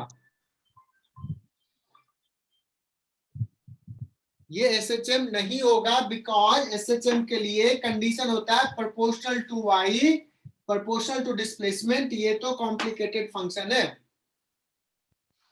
हाँ काशी ने बहुत अच्छा बताई, if y is much less than a तो a स्क्वायर y स्क्वायर में y स्क्वायर को नेग्लेक्ट कर सकते हैं a स्क्वायर के टर्म में, then f will be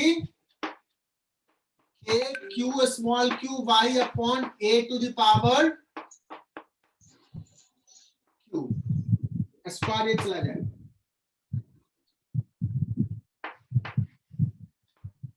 If y is much less than a, then a square plus y square is equal to simply a square.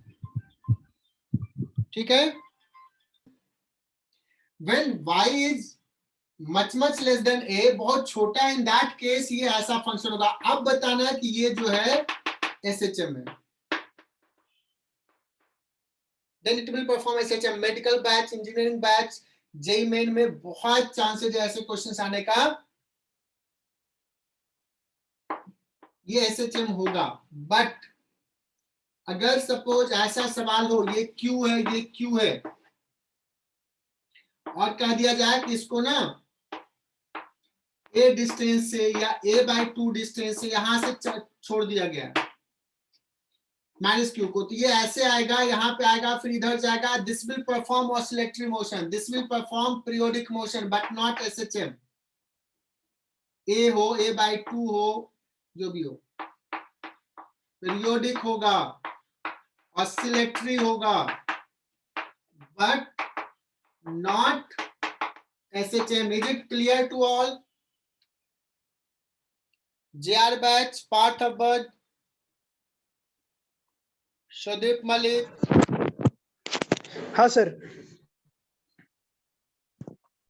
अगर SHM है तो एंगुलर फ्रीक्वेंसी क्या होगा? तो अभी देखो मैंने मिटा दिया, जो कांस्टेंट में था वही ओमेगा स्क्वायर रहेगा। मास डिवाइड करके एक्सेशन लिखोगे, फोर्स अभी लिखा था, फोर्स बाय मास करोगे तो वो ओमेगा स्क्वायर होगा, तो वो देख लेना क्या हो जाएगा। बच्चों बस 2-3 मिनट और पढ़ाऊंगा, छोड़ दूंगा, अभी आज एक मीटिंग भी है, अदरवाइज मैं 7 बजे तक पढ़ाने वाला था क्लियरली। बच्चों अब एक और कॉन्सेप्ट ले लेता हूं।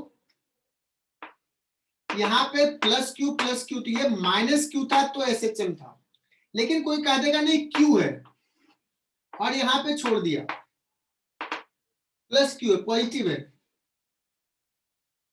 इनफैक्ट y स्मॉल भी रहेगा तो इस पे फोर्स ऊपर लगेगा तो ये ऊपर जाएगा बच्चों, वापस नहीं आएगा, रिस्टोरिंग नहीं होगा, SHM नहीं होगा, SHM नहीं होगा।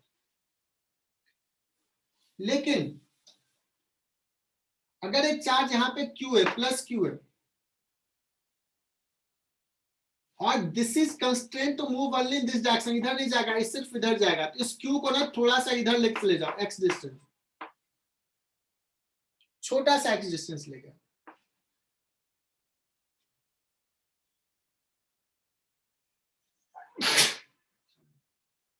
बच्चों छोटा सा डिस्टेंस ले गए, क्या होगा बच्चों, यहाँ पे यहीं पे रह जाएगा या आगे जाएगा?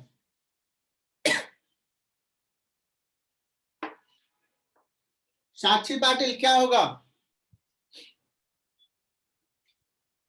यहाँ पे ले गए तो आगे ये बच्चों जाएगा। इसका डिस्टेंस कम हो जाएगा, इसका डिस्टेंस बढ़ जाएगा, तो ये इधर फोर्स लगाएगा, ये भी इधर लगाएगा, लेकिन इसका वैल्यू ज्यादा होगा तो ये पुश कर देगा, यहाँ आ जाएगा। यहाँ पे कुछ वेलोसिटी गेन कर लेगा, आगे जाएगा, ये पुश करेगा, दिस विल परफॉर्म एसएचएम अगर स्मॉल एक्सेट।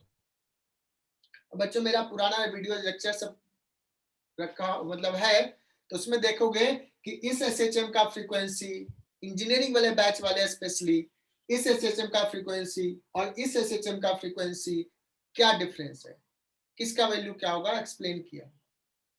ठीक है ना? तो इधर के लिए एसएचएम में निगेटिव चार्ज होना चाहिए, इधर के लिए एसएचएम में पॉजिटिव चार्ज होना चाहिए। और एक लास्ट कॉन्सेप्ट आज का, बच्चों मुझे ना ग्राफ ड्रॉ करना है। Electric field versus position, electric field versus position. बहुत क्विकली मैं ग्राफ ड्रॉ कर रहा हूं। इंजीनियरिंग बैच बहुत इंपॉर्टेंट होगा तुम्हारे लिए, जेई वाले बच्चे। बच्चों ये प्लस क्यू, ये प्लस क्यू, एकदम ध्यान से देखना। अगर आई कैप में इलेक्ट्रिक फील्ड है, इस एक्सिस पे इलेक्ट्रिक फील्ड ले रहा हूं, पोजीशन इस पे ले रहा हूं, एक्स पोजीशन, लेकिन मैं इलेक्ट्रिक फील्ड के मैग्नीट्यूड को दिखाऊंगा वाई एक्सिस पे। तो अगर आई कैप में है तो पॉजिटिव वाई एक्सिस पे, माइनस आई कैप में है तो निगेटिव वाई एक्सिस पे। बताओ यहाँ पे इलेक्ट्रिक फील्ड कितना होगा अगर दोनों पॉजिटिव है तो? कहोगे sir 0।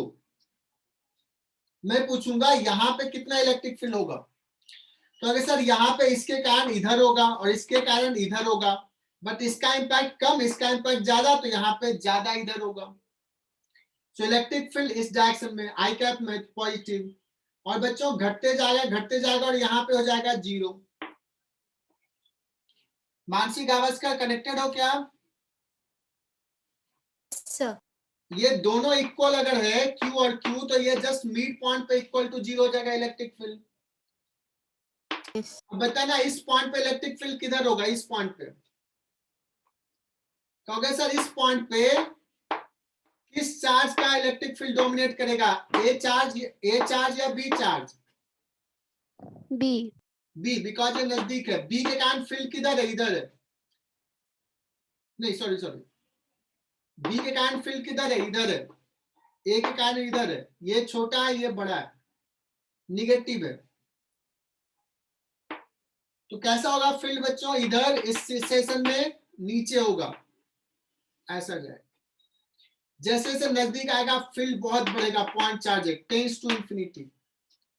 Now look at this point in this reason.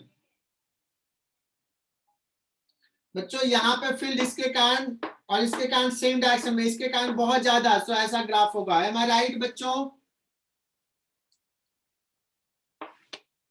इस रीजन में Yes, sir. फील्ड इसके कारण किधर है, फील्ड इधर है, निगेटिव, माइनस आई कैप में, बहुत बड़ा इधर नजदीक में, तो ऐसे जाएगा।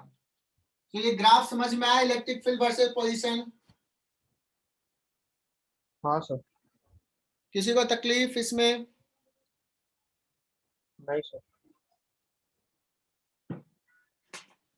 तो मतलब ये tan थीटा ग्राफ जैसा है ना? आप जो समझ लो।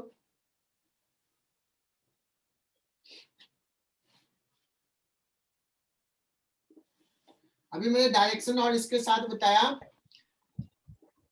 अब मैं थोड़ा सा चेंज करता हूं। इस पे सवाल मेरे बहुत सारे बने हुए असाइनमेंट।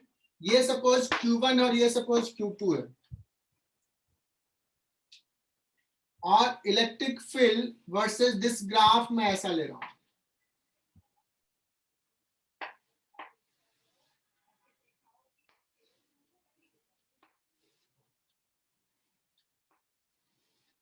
मतलब इलेक्ट्रिक फील्ड कहाँ 0, यहाँ पे 0 है। इस हिसाब से क्या बताओगे बच्चों, Q1 और Q2 में किसका मैग्नीट्यूड ज्यादा है? Q2 का Q2 का मैग्नीट्यूड ज्यादा है, तभी तो यहाँ पे फिल 0 कर दिया। ये ज्यादा दूर और ये कम दूर है, Q2 का मैग्नीट्यूड ज्यादा है।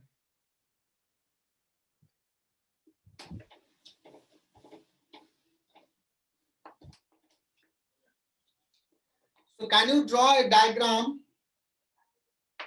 अब मैं असाइनमेंट में दूंगा, असाइनमेंट में डिस्कस करूंगा ग्राफ कैसा होगा। ये प्लस क्यू है और ये माइनस क्यू है, कैसा ग्राफ होगा यू कैन ड्रॉ इट। ये माइनस क्यू या प्लस क्यू का भी ग्राफ ड्रॉ कर सकते हो।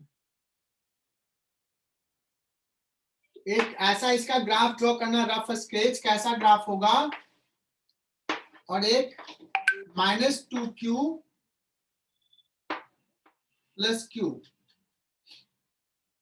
-2q और प्लस क्यू, इसका भी ग्राफ ड्रॉ करना। इलेक्ट्रिक फील्ड वर्सेस ये डिस्टेंस ये है 2, इसका भी ग्राफ कैसा होगा, जस्ट रफ स्केच करना। हो सकता है मुझे फोटो भेजना, मैं देखूंगा। This is your homework. तो आज का क्लास में यही फिनिश कर रहा हूं। सर वो लिंक भेज दीजिएगा ना उसका फ्रीक्वेंसी वाला। ठीक है, ऐसे पुराने करके। लेक्चर्स का लिंक भेज